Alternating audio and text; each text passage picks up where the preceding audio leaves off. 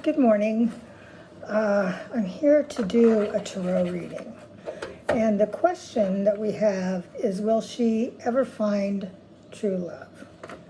That's a good question and a pretty common question, although it's, maybe asked in different ways, like, will Jack marry Jill? Or is he the right one for me? That sort of thing. But it's a very common question, and it speaks to our need as human beings to be involved in a relationship, that longing for reconnection and for togetherness. So anyway, there are lots and lots of different tarot decks. The one that I use is very it's a spiritual deck, just like all of them are.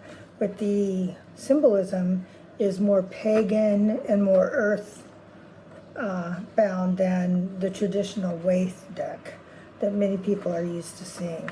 Although all the different tarot decks have the same things in common. They all have major and minor arcana cards. So, in the interest of time, I've shuffled the deck several times, and let's spread the deck apart here and pick some cards. I use the traditional, or not a traditional, I use a 5-card draw for a simple question like this, and it's the pathway reading. So, let's see.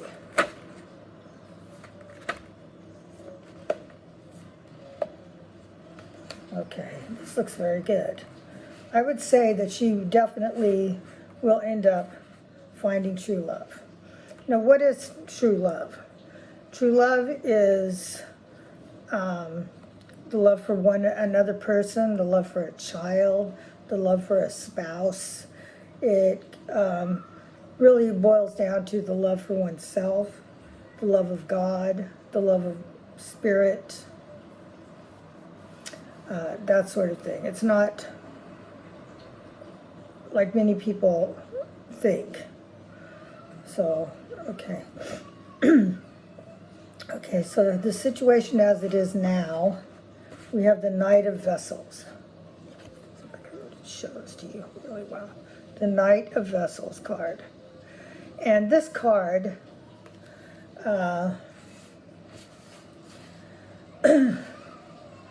the vessels are also known as the cups, and it's male energy since it's a knight. And the ancients believed that eels, when picked up by a warrior, could turn into sharp, pointed spears. And these spears would hit their target with intention, purity, and a defined destiny. The destiny for the spear is based on attraction, agreement, coming together. So this is a very good start. This woman, or this girl, the she, has the intention of coming to agreement and meeting up with her soulmate, her other.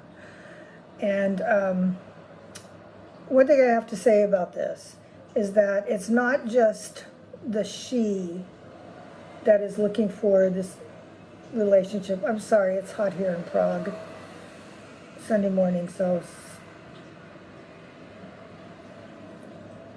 I live across from a children's park, which is really fun to hear the kids' noise, but not so fun sometimes to hear the cars go by.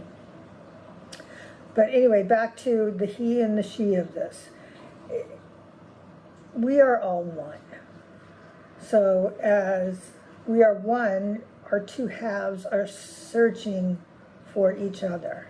So it's not just the she that is searching and trying to orchestrate the coming together to the relationship, it's also the he. So really, you're only doing half the job as one person. You're only doing half the job. So, which I think makes it a lot easier to digest. Okay. So the next step in the path, we come up with this card, the Nine of Stones. And as you can see, it's a shaman sitting meditatively in the forest with the serpent of knowledge in one hand. And the card down here says tradition. So this card represents winter, and it also represents a reverence for the past, traditional ceremonies, traditionally coming together. Tradition also relates to ancient wisdom, to ancestral memory, and our past lives are imprinted on our soul. Our past lives are imprinted on our soul. So you, as the she, and he as the he, recognizes each other based on these imprints on your soul. Okay, the next step in the journey is the green woman. She is also known as the Empress.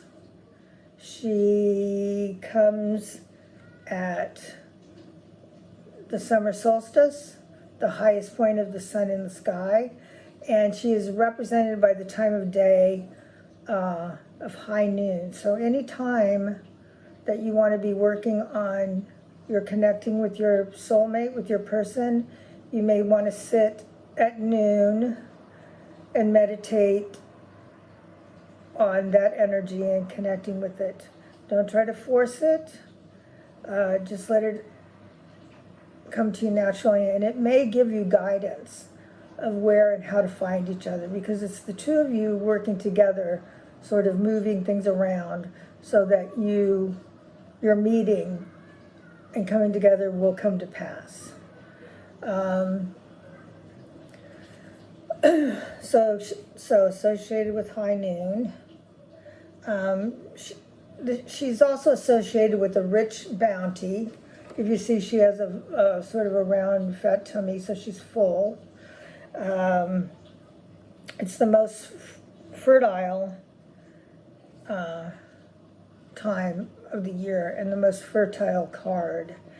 So what this card suggests is that you use your spirit to give generously to others.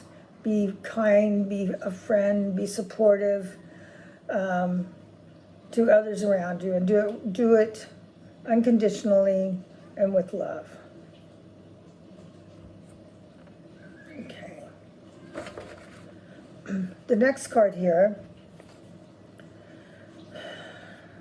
this is a good card too, is the Page of Arrows. The page is generally thought to be female. Arrows is springtime. It's feminine, I think I said that. And wrens are little tiny birds that were considered to be very flexible. They can get in and out of little nooks and crannies. They could find their way around things. And they were kept as pets by many of the ancient peoples, and they were considered to be guardians of mysteries. So they would keep secrets. They would keep the secrets and maybe point you in the right direction. Okay, so finally, the conclusion of this pathway. This is a really great card. Okay, you'll see it's the 6, the major card 6, the Lovers. Here we have a man and a woman. They're tied together at the wrist, which means they've done hand fasting, they've been married.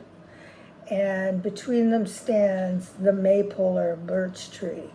And it is the spiraling of the female energy and the male energy towards each other which creates this maypole or this tree between them. It creates the third, and it denotes a sexual relationship, pregnancy, a new life, a new beginning. These two people have created a third thing. So I would say this is really, really, really positive. And yes, she will find her true love. She will find her true love, and her true love will find her. And again, thank you for your question.